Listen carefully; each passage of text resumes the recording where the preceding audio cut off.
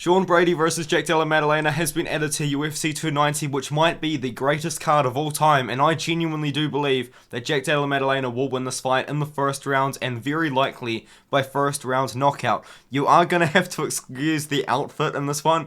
It is freezing. Not everyone has the luxury of living in a warm house, alright? I'm wearing this blanket hoodie and it's still freezing, but anyway, let's get into it. I think this is a perfect matchup for Jack Della Maddalena. History does not suggest that Sean Brady can take shots very well, and that has been proven in the fight against Michael Chiesa, which is why I picked Belal Muhammad to beat Sean Brady. Michael Chiesa was able to piece up Sean Brady on the feet, and on the feet, as soon as Belal Muhammad landed something big, Sean Brady had nothing for him anymore. It's almost like Sean Brady just had no way of getting through that adversity, of getting through that moment of Belal Muhammad piecing him up on the feet, of Belal Muhammad hurting him. And guess what? Jack Della Maddalena is a better striker than Belal Muhammad, and he hits harder, and he's going to be working the body as well. I feel like as soon as Jack Della Maddalena lands something big on Sean Brady, history does not suggest that Sean Brady will be able to recover and come back in the fight. I feel like Jack Della Maddalena is going to land on Brady. I think he's going to land on Brady early because Sean Brady's striking is not that good. Brady's massive X factor in this fight is he is going to be the far superior grappler. Sean Brady is a fantastic pure grappler. He's a good pure wrestler as well, but I would say he's probably best in the pure grappling, and he has shown that in his career, which is what does make him so dangerous. And the win over Michael Chiesa is a good win, even though he was getting smacked up in that fight a little bit too much for my liking, which is why I did pick Belal Muhammad to beat Sean Brady. I just didn't think it was going to happen the way that it did. But as we talk about Jack Della Maddalena, you know, we have seen him go through some adversity in the grappling against lesser grapplers than Sean Brady, though, to be fair. Like when he fought Ramazan Emeev, he was put in a choke by Emeev and he got up and then TKO'd him to the liver, which is a key, which means that he's going to be attacking Sean Brady's body as well, which is going to be important in this matchup. But it really just comes down to that fact that I've mentioned, I think, twice already in the video. Brady does not take shots very well. His striking defense isn't that good. Michael Chiesa was able to land on him. Belal Muhammad was able to land to him and finish him with a TKO up against the cage. And Sean Brady, just as soon as he got hit, man, it's almost like he gave up. I don't believe he gave up. I do think it was an accumulation of damage. But it's like he just didn't have the ability to get out of that situation. He didn't have the ability to try and just improve his position, really, which is why he was TKO'd. And I think that Jack Della Maddalena is going to land on him. And I think Sean Brady, history does not suggest that he takes shots very well. He doesn't. And on the feet, JDM is going to have a massive striking advantage, which is why I do like him in this fight, especially by knockout. All first round knockouts in his career, once he got into the UFC.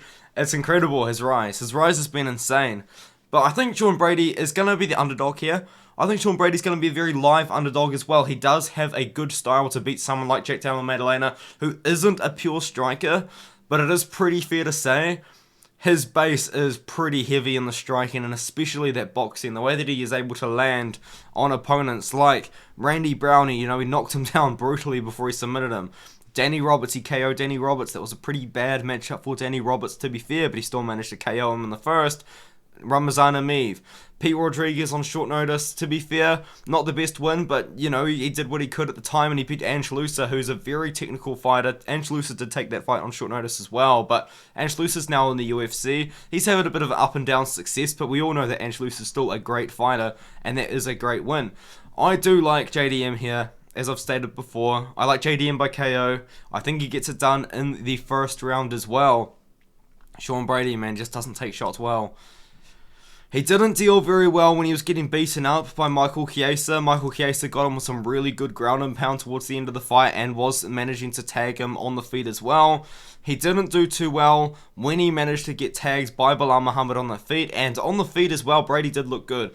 But Muhammad is just not as good of a pure striker as Jack Della Maddalena, as I did state before. Jack Della Maddalena is 26 years old, making rapid improvements, man. The Jack Della Maddalena that won in 2021 is nowhere near the same fighter that Jack Della Maddalena is now. Jack Della Maddalena has become so much better at this point in his career. It's almost as if, it's just speculation, it's almost as if like now Jack Della Maddalena is training full time and he is making rapid improvements. Like, he's getting so much better, man. I know he's going to have a pretty good game plan for this fight as well. He'll be well rested and recovered from the training camp and fight against Randy Brown as well, because he did say after the Randy Brown fight he wanted to go on a holiday. He's now gone on that holiday, and here he is fighting in July. I like this matchup. This is a great matchup for him. This is a bad matchup for Sean Brady. It's a bad matchup for Sean Brady, man. Jack Della Maddalena versus Vicente Luque is kind of what the people wanted, but I think this is better. You know what I mean? Because I think Sean Brady, at this point in his career, is actually a more dangerous matchup than Luque. I love Vicente Luque, and I know Luque's a dangerous fighter, but Brady's the more dangerous matchup for Jack Della Maddalena because he does have that X factor, which is the lights-out grappling. He's got fantastic grappling, but that striking, man, it's not that good. And Sean Brady's striking isn't improving either. It's not like we're seeing better striking from him each and every fight. It's not getting better. And it's not gonna be a good look when Jack Della Maddalena is smacking him up. You know what I mean? And I think this is just the perfect Jack Della Maddalena matchup to make a big name out of him on UFC 290. I'm very interested to know what the belt order of this card is gonna be. Personally, I would take Bo Nickel off. I don't think Bo Nickel should be on this main card, man. He hasn't really done anything to deserve to be on this main card. This is probably a more suitable main card fight. Or you could give the respect to Dan Hooker and Jalen Turner, but I feel like Dan Hooker is the bigger name in that fight. Dan Hooker's kind of been around, you know, fought Dustin Poirier, fought legends of the sport as well, beat legends of the sport, you know, he knocked out Jim Miller all that time ago. Maybe you could give the respect to Robbie Lawler, but I just feel like Robbie Lawler at this point would probably be more suited to the prelims of this card. I think you could put Sean Brady versus JDM on the main card, have it open up the main card, probably do Whittaker Duplessis as the featured bout. Kind of mix it up with the weight classes going up and down, up and down. I think that would make a lot of sense. I think Bo Nickel, Tresean Gore, that's not a main card of UFC 290 fight. Maybe it's the main card of a UFC 291 fight card. It's not a main card of this card at all. Now, I did want to kind of just touch base on a couple of things that I've noticed about the card. A lot of Australians on the card. It's interesting. You've got Volkanovski, you've got Whittaker, you've got Dan Hooker from New Zealand, you've got Jack Della Maddalena from Australia.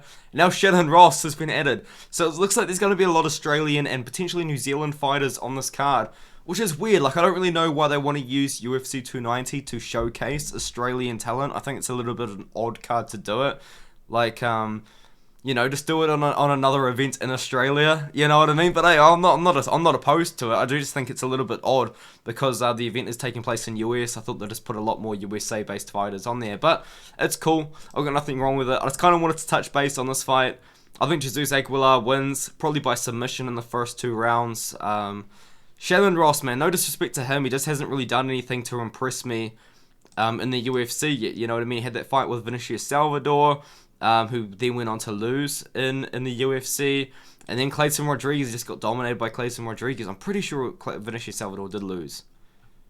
He did lose to Victor Altamirano. Yeah, that makes sense. But, yeah, you know what I mean. I mean, he got smacked up by Clayton Rodriguez easily. I think Jesus Aguilar, I don't think he's going to finish him in the first round, but I think Jesus Aguilar will definitely take down Shannon Ross and probably work for a sub because he does have very good wrestling and grappling.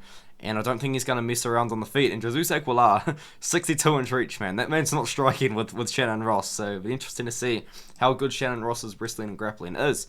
But let me know what you think in the comments below. Do you believe as well that Jack Della Maddalena can KO Sean Brady? Or do you think that Sean Brady's going to win by submission? Let me know in the comments below. And I'll see you in the next video.